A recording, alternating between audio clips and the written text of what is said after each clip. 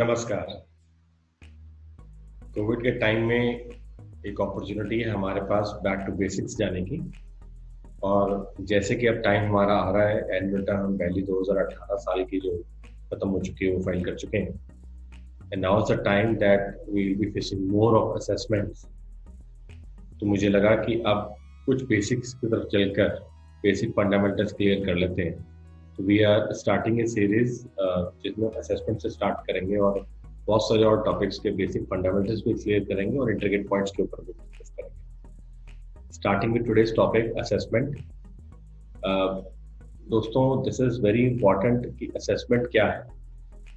Assessment means determination of the tax liability, and assessing in a tax statute means the computation of the income of the assessee, the determination of the tax payable by him, and the procedure for collecting the tax.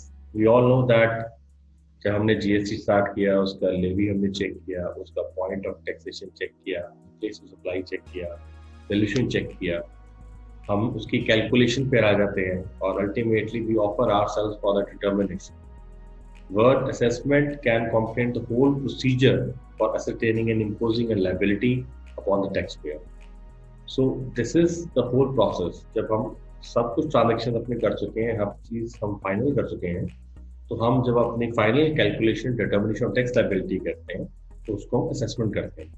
That assessment can be done by the SSC or that assessment can be done by the officer also. So let us see what are the kinds of assessment that we have. Assessment is the whole procedure is contained under Chapter 12 of the CGST Act. We will basically referring that CGST Act का. और इसमें अगर हम देखें, सबसे पहले इसकी definition क्या कहती है हमारी असेसमेंट की. Section 2 subsection 11, assessment means determination of the tax liability under this act and includes self-assessment, reassessment, provisional assessment and summary assessment. अगर आप ध्यान देंगे तो ये डेफिनेशन तो चाहे आपको ये अलग अलग नाम बता रही है, एक परसेंट असेसमेंट भी है, लेकिन रीअसेसमेंट नाम की कोई कॉन्सेप्ट जो है वो डेफिनेशन तो लिखा हुआ है लेकिन सीजीएसटी एक्ट में नहीं है. अगर हम सोच के देखें तो ऐसा क्यों नहीं है, उसका रीजन ये है कि every return is giving you an opportunity to reassess your tax liability and to rectify your mistakes. Meaning that अगर आपकी एक मंथली रिटर्न में कोई गलती हो गई है और आपको वो रिटर्न फाइल करने के बाद ही पता लगता है कि उसमें गलती हो गई है, तो there is no need to reassess the things because you can recalculate the things, put all the mistakes and rectify all the mistakes into your next monthly return. Of course interest liability is always there. तो इस करके हमारे को यहाँ पर आपको reassessment जैसी कोई चीज नजर नहीं आई. प्रोविजनल असेसमेंट डेफिनेटली हमारे पास यहाँ पर प्रोविजनल असेसमेंट का कॉन्सेप्ट है, थोड़ा सा डिफरेंट है. तो प्रोविजनल असेसमेंट हम देखते हैं किस तरीके से है. समरी असेसमेंट्स है जहाँ पर नॉन फाइलर्स हैं, ये बाकी सब लोग हैं जिसकी असेसमेंट हमारे को फटाफट करनी है. खास करके समरी असेसमेंट जहाँ पर हमारे को डिले हो रहा है, और बेस्ट जजमेंट असेसमेंट जैसे नॉन फाइलर्स है, बाकी सारे लोग. तो ये अलग अलग तरीके की असेसमेंट है. So let us see what kind of assessment. हम आज कोशिश करेंगे इस सेक्शन के अंदर एक एक पोर्शन को कंप्लीट करते हुए चलेंगे, ज्यादा लंबा इस वीडियो में नहीं रखेंगे. सेल्फ असेसमेंट हमारा प्रीवियस लॉ क्या था, हमारा एक्साइज का rule 6 of central excise rules 2002 था, विच में self assessment of all excisable goods except cigarettes. Service tax जो हमारा रिजीम था, उसके अंदर service tax section 71 of the finance act 1994, it said that every person liable to pay service tax shall himself assess the tax dues. ये उसकी provision थी Punjab act के अंदर भी. ऐसे सारे स्टेट एक्ट के अंदर हमारा कॉन्स्टिट्यूशन सेल्फ असेसमेंट के ऊपर बहुत ज्यादा चलता है, खास करके टैक्स इंस्टीट्यूट जहाँ पे फिस्कल लॉज है. तो the trust and reliance is basically placed on to the SSC and we always believe that he is honest and trustworthy unless and until something otherwise is proved. So we believe on that premises, and that is why the whole enactment is done. If we see the self-assessment procedure, it is contained under Section 59 of the CGST Act. And what does it say? It says that every registered person shall self-assess the taxes payable under this Act and furnish a return for each tax period as specified under Section 39. So see friends, the important thing over here is that there are two things that I basically highlighted in red. एक तो इसमें है registered person, तो definitely self assessment वही करेगा सबसे पहले जो रजिस्टर्ड है ऑलरेडी. जो अनरजिस्टर्ड है तो उसके लिए तो दूसरा प्रोसीजर है, पहले तो उसको चेक करना पड़ेगा उसके रिक्वायरमेंट और रजिस्ट्रेशन है कि नहीं है। अगर रिक्वायरमेंट और रजिस्ट्रेशन है तो it will not fall in 59, so we have some other procedures for that. So anybody who's already registered under the act, he has to, it's a liability upon him basically to self-assess his transaction and to come forward to offer his tax to the government. So registered person. Now, another important thing is about the return under the CGST Act. So, let us see and understand these concepts.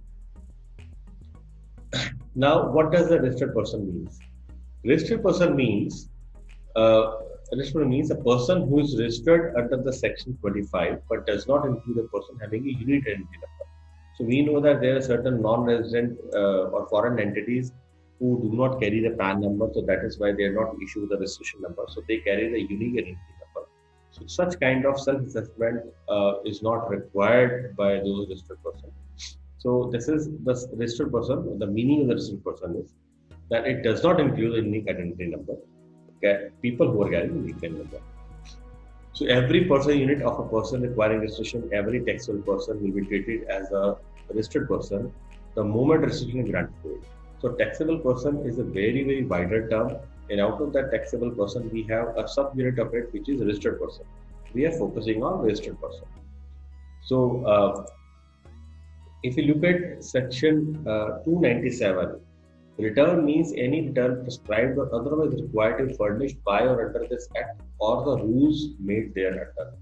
So, return का definition यहाँ पर दिया गया है और वो बड़ा clearly कहता है कि return means return prescribed or otherwise required to be furnished.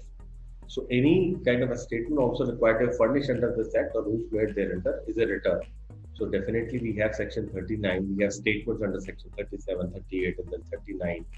We have return. So return is to be furnished under that section. It is worth noting that there's a difference between the word return and the valid return.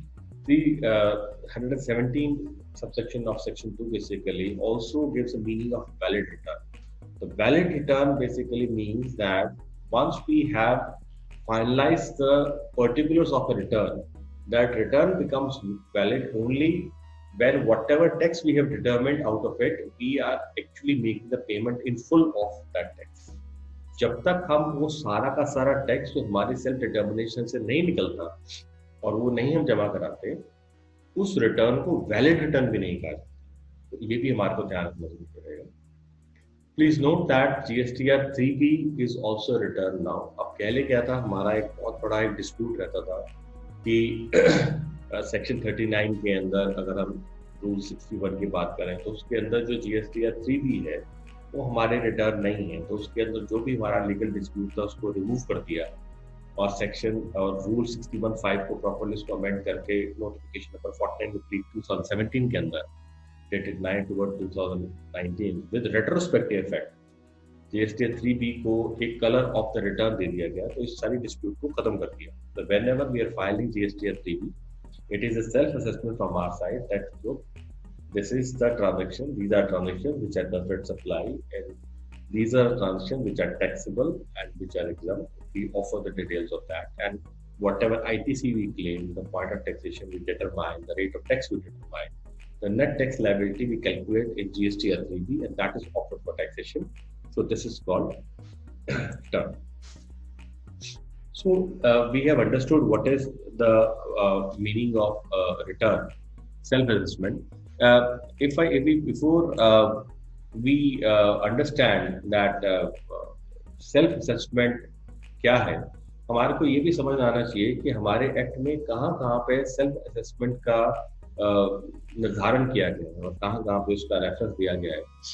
अगर आप छोटी सी बात देखें तो हमारा definitely section 39 जो है वो बहुत ज़्यादा इम्पोर्टेंट सेक्शन है और सेक्शन 39 के अंदर 9 के अंदर कहता है कि subject to the provision of section 37-38, if any registered person after furnishing return under subsection 1 or subsection 2 or subsection 3 or subsection 4 और subsection 5, ये सारी GSTR 1, 2, 3 वो सारी वो बात GSTR 3, 4 आगे वो बात जो करता है जो हमारे रिटर्न होते हैं अलग अलग एसएससी के लिए, तो कॉम्पोजिशन एसएससी और बाकी सारे एसएससी उसकी बात कर रहा है।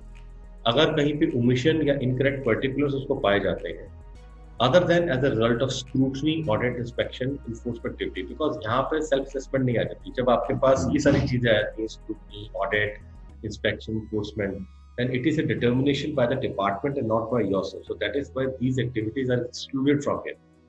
He shall rectify such omissions and incorrect. So ये रेक्टिफिकेशन इनकरेक्ट पर्टिकुलर्स को आपको रेक्टिफाई करने की जो पावर दे रहा है, ये क्या दे रहा है बेसिकली? ये आपको यही कह रहा है कि आप अपना सेल्फ असेसमेंट करिए और देखिए कहाँ कहाँ पर गलतियां हैं, और जो गलतियां हैं उसको आप रिटर्न में असेस करिए और subject to the payment of interest on this, provided that no rectification of any omission और incorrect particulars shall be allowed. ये हमारे पास एक लक्ष्मण रेखा जो हमारी एक्ट के अंदर खींची हुई है, वो यही कहता है कि एनुअल रिटर्न की डेट फाइल करने से पहले या हमारे सितंबर मंथ की जो ड्यू डेट है रिटर्न फाइल करने की, विच एवर इज अर्लियर, इस लक्ष्मण रेखा से पहले आपके पास पूरी फ्लेक्सिबिलिटी है, अपनी सेल्फ असेसमेंट करिए और आप जो भी इसके अंदर आप चेंजेस करना चाहते हैं, रेक्टिफिकेशन करना चाहते हैं, ऑफर करना चाहते हैं, आप उसके अंदर करिए। तो उसके अंदर कोई बार नहीं। एक तरीके से देखा जाए तो हमारी जो एनुअल रिटर्न है वो भी कहीं ना कहीं हमारी सेल्फ असेसमेंट ही है, बिकॉज हम खुद ही अपनी कैलकुलेशन करते हैं। इसमें एक चीज देखने वाली बात है कि नेचर उसका एनुअल रिटर्न का चेंज कर दिया गया। पहला इट वाज ओनली कंपाइलेशन, अब हमारे को बाद में मैं आपको आगे जाकर बताऊंगा कि यहाँ पर ये भी बता दिया गया कि एनुअल रिटर्न के अंदर आप अपनी डिटर्मिनेशन कर सकते हैं, एरर्स फिर भी आपको मिलते हैं तो आप उसका DRC 03 करके चलाना पे कर सकते हैं। Flexibility of making self adjustment is the backbone of self assessment. तो अगर आप अपनी सेल्फ असेसमेंट कर रहे हैं तो सेल्फ एडजस्टमेंट की भी आपको पावर दी गई। वो किस तरह पावर दी गई है अगर आप देखें तो हमारे को एक सर्कुलर इशू हुआ था, that was circular number 26/2017, very important circular this was dated 29th of December 2017। बड़ा पुराना सर्कुलर है definitely, but it was issued for GSTR 3B और आज की डेट पे भी हम देख रहे हैं कि GSTR 3B is still active है। तो हमारे लिए GSTR 3B का जो फॉर्मेट है, जो उसका सिस्टम है फाइल करने का, वो चेंज नहीं किया गया। तो जब तक हमारे GSTR 3B हमारे साथ है, ये सर्कुलर हमारे साथ ही रहेगा। इसके अंदर पैरा नंबर 4 क्या कहता है? It clarifies that in case of summary returns like GSTR 3B where there are no separate tables for reflecting tax effects, यानी कि outward और ITC of amendments for the past periods are available, the figures pertaining to current month can be adjusted for the past month adjustment as long as the amount is not negative। तो इसने कहा कि आप amount को negative मत करिए, उसके अलावा आप करंट मंथ के फिगर्स को उतना एडजस्ट अपने आप ही कर लीजिए जितना आपको रिक्वायरमेंट है to adjust the mistakes of the previous period, because इसके अंदर कोई एडजस्टमेंट का अलग से टेबल नहीं। तो एक हमारे फ्लेक्सिबिलिटी दे रहा है, हालांकि इसके अंदर इसके उन्होंने टेबल बना के दिया था, एक suggestive way of rectifying the mistake, but एक जनरल स्टेटमेंट पैरा 4 के अंदर जरूर दी गई थी, जिसको एक इंटेंशन माना जा सकता है कि वो फ्लेक्सिबिलिटी दे रहे हैं कि आप अपनी एडजस्टमेंट कर लीजिए एज लॉन्ग एज वो नेगेटिव नहीं होता। और यहाँ पर टैक्स इफेक्ट्स का मतलब आउटवर्ड और ITC दोनों का होता है, टैक्स इफेक्ट्स तभी आते हैं। It may be noted that while making adjustment in the output tax liability or input tax credit, there can be no negative entries in the form GSTR 3B. So this is what it says. It use the word of input tax credit also and output tax liability also. So you could make that adjustment. So this is called the self-assessment concept. Also, para 3 of the circular number 124/43/2019. This was relating to annual return dated 18th November 2019. It recognized the self-assessment of tax through DRC 03 in case of annual return. So this is the circular where it said basically that annual return के अंदर you can still make the adjustment. Still you have committed certain errors in your transactions during the past period or past financial year, wherever it is, to whatever extent it is applicable. So whatever adjustments are required, you can still make those adjustments in this annual return, and you can calculate, recalculate, redetermine your tax liability, and in case there are certain amounts to be payable to the department, you can still use DRC 03 on a self-assessment basis and you can make the payment to the department. Friends, इसके अलावा अगर आप देखो पूरे act के अंदर तो बहुत सारे ऐसे सेक्शन है, सेक्शन 41 है, सेक्शन 49 है, 49(8) है, 42 की बात कर ही रहा था आपकी बात। इसके अलावा हम देखें सेक्शन 80 तक भी अगर हम जाते हैं तो वहां पर सेक्शन 75, 73, 11 के अंदर भी हमारे को जगह जगह पर ये सेल्फ असेसमेंट की बात करते हैं और ये बताते हैं कि डिपार्टमेंट के कोई भी एक्शन लेने से पहले आप अपनी एडजस्टमेंट कर सकते हैं, provided you fall with in the periphery of the framework of this law. So this is all is about the self assessment of of the text. Now let us take few questions on the self-assessment text which will make the concept very clear. So let us see what the questions we have. Having provision of self-assessment in section 59, does the act empower assessee to make suo motu adjustment to taxes? ये एक बहुत बड़ा question है जो हमारे अंदर दिमाग में आता है कि हमारे को पावर तो उन्होंने दे दी है सेल्फ असेसमेंट की अंडर सेक्शन 59, क्या हम पावर इतनी ज्यादा यूज कर सकते हैं कि सुयो मोटो एडजस्टमेंट ऑफ टैक्सेस कर सकते हैं? तो इसका जवाब है कि देखिए, हमारे को with in the framework of law रहना है। कहीं ना कहीं अगर हमारे पास एक्सेस टैक्स पेमेंट है, सपोज मान लीजिए, और आप उस एक्सेस टैक्स पेमेंट को आप अगले महीने खुद ही आप उसको एडजस्टमेंट कर दीजिए, जबकि हमारे पास सेक्शन 54 की अलग से पूरा कोड है रिफंड लेने का, तो वो गलत होगा। तो आप ये कहीं भी देखिए ध्यान से कि section 59 does not override section 54। तो आप just because that government has given you a flexibility of self-determination, government has given you determination, self-determination. So it does not mean कि आप सेक्शन 54 को बाईपास कर दीजिए और कहीं पर आपका फालतू टैक्स पे किया हुआ है तो आप फालतू टैक्स को खुद ही एडजस्ट करें। Yes, but to the limited extent, basically. So the provision of Section 59 is not overriding any of the provision of the Act, especially Section 54, and hence excess payment of tax cannot be adjusted against any other liability. So there is a difference, a little bit in the answer in the question is that वहाँ पर adjustment of taxes की बात कर रहा है, यहाँ adjustment of excess taxes की बात कर रहा है. So adjustment of taxes in the sense that अगर हमने excess payment किया है तो हम उसको refund 54 के अंदर ही ले सकते हैं, लेकिन हाँ कहीं पे shortfall of taxes है तो we can self-assess and we can make the payment of tax. So accordingly you should read it. What errors or adjustments can be done? So what are the errors or adjustments we can do? So we can very well understand that a limited flexibility is given relating to only transactional nature of errors of omission, commission, it can be corrected. No such adjustment should be done where the separate procedure is right to be followed. अगर पूरा law के अंदर एक separate procedure जैसे section 54 है, codified है, तो वहाँ पर इतनी extent तक जाके उसकी adjustment खुद नहीं कर सकते हैं। हाँ पिछले महीने की जहाँ पर टैक्स लायबिलिटी हमारे पास कम डिटरमाइन हुई है उसको हम कर सकते हैं। तो friends, we have understood what is assessment and we have understood now that what is self assessment also, and we'll just take a few seconds break over here and we'll continue with our provisional assessment.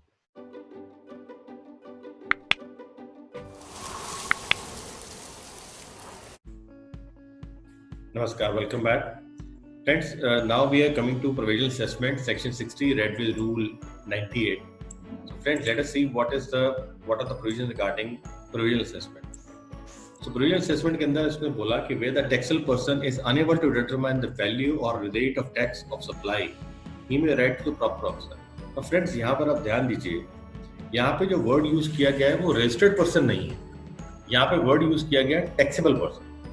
So section 2107 subsection 107 of section 2, it defines a taxable person. Taxable person is a person who is registered under the act or who is liable to get himself registered under section 22 or 24 of the act. So even if a person is not registered, he is liable to be registered under the act. Even he can apply for a provisional assessment under section 60. So उसको दो questions उसको पूछने की empowerment है, value या rate of tax. There is no third question which he can ask.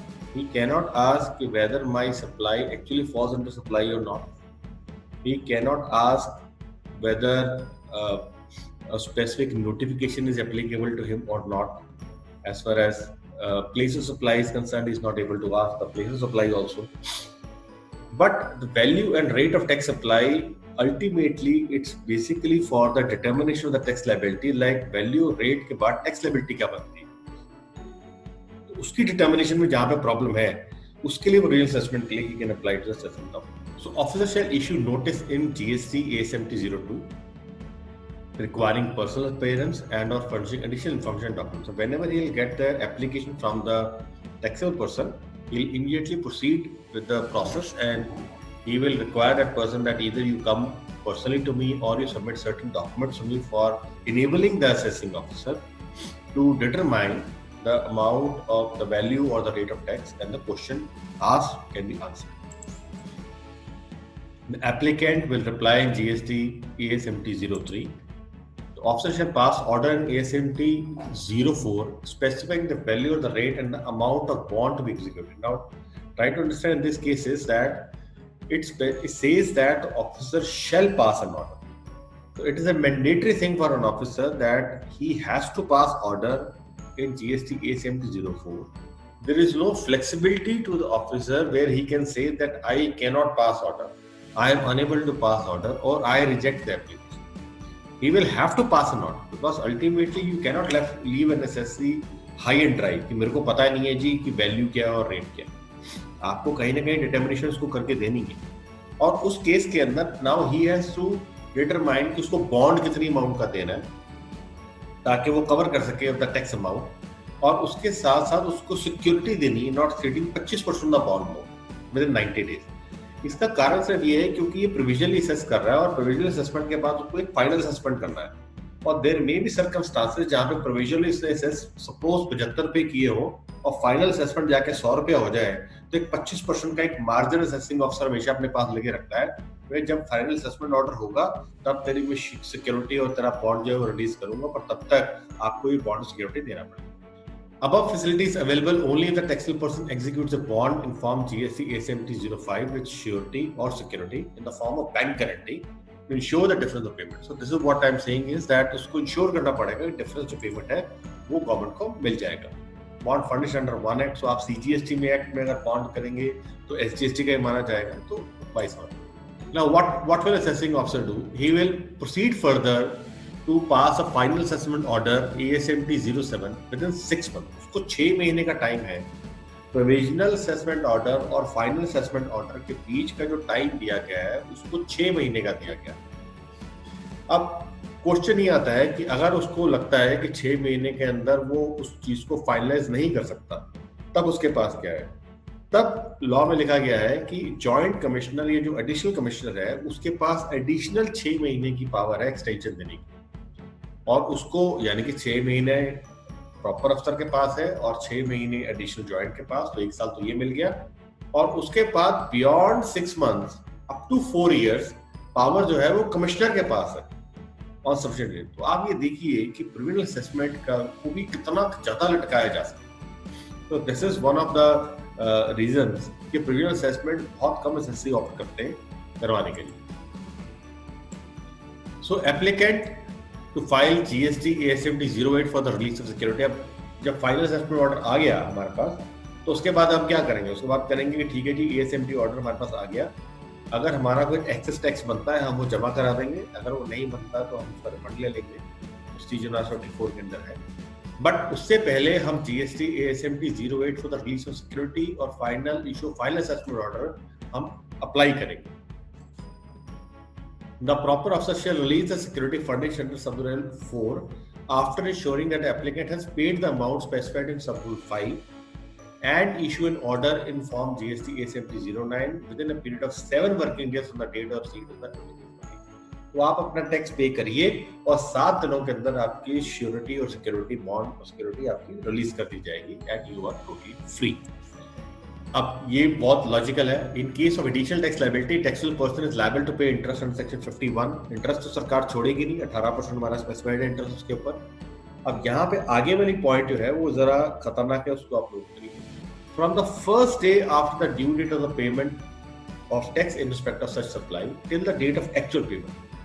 तो यहाँ पर ये इस बात की कोई फ्लेक्सिबिलिटी नहीं है कि भैया आपको असेसिंग ऑफिसर ने बोला था प्रोविजनली उतना टैक्स पे करने का, आपने पे कर दिया, और अब जो आपको ऑफिसर बोल रहा है एनहांस टैक्स देने के लिए, तो प्रोविजनल असेसमेंट ऑर्डर और जो फाइनल आपने पेमेंट की उसके बीच के पीरियड का आपको इंटरेस्ट लेंगे. नहीं, ऐसा नहीं है. आप जो भी आपकी ट्रांजैक्शन के हिसाब से ड्यू डेट बनती थी वहां से आपको टैक्स के ऊपर इंटरेस्ट कैलकुलेट करना. अगर आपकी एक्सेस पेमेंट बनती थी वहां से जितना शॉर्टफॉल है उसके ऊपर इंटरेस्ट आपको पे करना up to the actual date of the payment. और इररिस्पेक्टिव फैक्ट कि आपने फाइनल असेसमेंट ऑर्डर से पहले उसका टैक्स पे कर दिया कि बाद में पे कर दिया, आपके इंटरेस्ट रिकवरी होगी. और इन केस ऑफ रिफंड सेक्शन 54 हमारे पास पूरा का पूरा एक कोड है 54 के अंदर, उसके अंदर आपको सेक्शन 54 के अंदर आपको इंटरेस्ट मिलेगा और सेक्शन 56 से हमारा इंटरेस्ट का है ऑन रिफंड, और which is a very very meager amount, पर वो आपको लेना पड़ेगा. So let us see quickly the questions. Can provisional assessment be initiated by judicial officer suo motu, क्या वो अपने आप प्रोविजनल असेसमेंट शुरू कर सकता है? No, it has to be initiated by the taxable person, not the registered person, but taxable person. Can provisional assessment be sought to determine the kind of tax, IGST, CGST or SGST, time of supply, admissibility of ITC, place of supply, whether supply or not? Now, these are the questions which are not specified under this section. तो ये सारे question जो है ये हमारे को वो answer नहीं करेगा अगर हम पूछेंगे। तो दो ही चीजें वो आंसर करेगा, एक वैल्यू और एक रेट ऑफ टैक्स। इन्हीं दो सवालों के ऊपर आपको कंसंट्रेट करना है। Can provisional assessment be sought on the matter whether the particular bundle is composite supply और मिक्स सप्लाई? अब ये भी एक क्वेश्चन है। फिर रेट ऑफ टैक्स डिटरमाइन कभी होएगा? जब हमारे को पता होगा कभी कॉम्पोजिट सप्लाई और मिक्स सप्लाई है। ये भी जो कॉम्पोजिट सप्लाई और मिक्स सप्लाई है ये क्या है? कॉम्पोजिट सप्लाई हमारे को ये कहता है कि the rate of the principal supply shall be applicable, और मिक्स सप्लाई ये कहता है कि the tax rate will be applicable which is the highest rate of an item within that bundle. So ultimately this is only determination of the rate only on which we have to, तो yes इसके ऊपर वो determine कर सकता है, हमारे को उसके ऊपर बता सकता है। Can officer reject the application of provisional assessment? Absolutely no. The provisional assessment cannot be rejected by the officer. However, the portal how it functions, that is a separate thing to be seen, but law does not allow that. What happens if the bond or security of desired amount is not provided? Now look at a situation where provisional assessment order आपको assessing officer ने दे दिया, लेकिन आपने जो order में लिखा गया था वो बॉन्ड और वो सिक्योरिटी असेसिंग ऑफिसर को नहीं प्रोवाइड की। In that case the provisional assessment जो है वो फेल हो जाएगी। पर उस बात में आप ख्याल रखिएगा, आप अपनी सारी इंफॉर्मेशन दे चुके हुए हैं असेसिंग ऑफिसर को, और उस केस के अंदर आपके लिए दिक्कत ज्यादा क्रिएट हो जाएगी। Definitely he can proceed with other sections to impose the tax liability on you. So एक प्रॉब्लम खड़ी हो जाएगी आपके लिए, बट प्रोविजनल असेसमेंट आपके लिए लैप्स हो जाएगी। Which authority is empowered to order and finalise provisional assessment? तो हमारे लिए अथॉरिटी भी जरूरी है हम अंडरस्टैंड करें। तो डेप्टी या असिस्टेंट कमिश्नर है, तो हमारे को इस क्वेश्चन को आंसर करने के लिए एक स्टेप हायर फ्रॉम सुपरिटेंडेंट हमारे को बोला गया है कि भाई डेप्टी कमिश्नर असिस्टेंट कमिश्नर है, वो ही डिटरमाइन करके देगा जिसको थोड़ी सी बेटर नॉलेज होगी about the GST law, and it is specified in circular number 3/3/2017 dated 5/7/2017। तो delegation of authority वहां पे दी गई है। In case a person has charged excess tax under the provision of assessment and the final assessment the liability gets reduced, would there be automatic refund? तो क्या ये automatically हमारे को सेक्शन 54 की मशीनरी को ऑन करता है? नहीं, ऐसा नहीं है। हमारे को सेपरेटली जाके रिफंड अप्लाई करना पड़ेगा अंडर सेक्शन 54, बट हमारे को ये भी देखना पड़ेगा सेक्शन 54 के अंदर refund is subject to unjust enrichment. अगर हमने एक्सेस टैक्स चार्ज कर लिया है और कलेक्ट भी कर लिया सामने वाली पार्टी से, तो हमारे को दोबारा से रिफंड नहीं मिलेगा, बिकॉज हमारे ऊपर एक्चुअली ट्रांजेक्शन के ऊपर तो वो बोझ पड़ा ही नहीं है, हमने तो उसके ऊपर कलेक्ट किया और वो जमा करवा दिया। So we have to see that also. SSC sought provisional assessment related to transaction happening in the month of February 2020 on a provisional tax ordered was 12,000. Now this is a case study which SSC deposited on 31st of May 2020. So after a few months, final assessment order increased to tax to 18,000 rupees on 30/11/2020. How interest will be calculated? Now let us see इसमें क्या हुआ। फरवरी के अंदर transaction थी, अब फरवरी की return कब जाएगी? 20 मार्च को। हाइपोथेटिकल ले रहे हैं कि एक्सटेंशन नहीं हुआ, 20 मार्च को हमारे को रिटर्न जाना था। तो 20 मार्च को ही वाज सपोज्ड टू पे tax on the transaction which is happening in the month of February 2020। Now when that tax was paid, it was paid on 31st of May 2020। So final assessment order increased the tax liability to 18,000 rupees. So on 30/11/2020, how interest will be calculated? So let us see. 18% interest under section 51 shall be calculated from 20th of March 2020 till 30th/11/2020 on the shortfall of tax, that is 18,000 from 20/3 to 31/5। so 20/3 हमारी due date थी, 31/5 तक जो हमारा interest है उसका shortfall जो है वो 18,000 रुपए, क्योंकि हमने 31 मई को जमा कराया तो हमारे को उसके ऊपर तो इंटरेस्ट देना ही पड़ेगा। अब 31 मई को हमने 12,000 रुपए जमा करवा दिया, तो 12,000 के बाद हमारा 6,000 रुपए का शॉर्टफॉल मिल गया। तो 1 जून से लेकर 30/11 तक जो शॉर्टफॉल है 18%, उसके ऊपर भी हमारे को टैक्स जमा करवाना पड़ेगा. So this is all about provisional assessment. एक छोटी सी मैं स्क्रीन आपके सामने शेयर कर रहा हूँ कि जब प्रोविजनल असेसमेंट को आप यूजर सर्विसेज के अंदर एप्लीकेशन के अंदर आप जाकर अप्लाई करते हैं तो इस तरीके की स्क्रीन आपके सामने आती है. तो friends, this was the first part of the assessment where we understood the basic concept of assessment, and then we understood about the self-assessment, and then we covered the provisional assessment. In the second part, in the next video, we will be discussing about the other forms of assessment. तो आप देखते रहिए. और एक मेरी छोटी सी request है, please like and subscribe this channel. This channel will keep on updating you on the latest information about the GST, about the income tax, about the company law, any kind of law. We will try to make it easy for you. Thank you very much. Keep watching.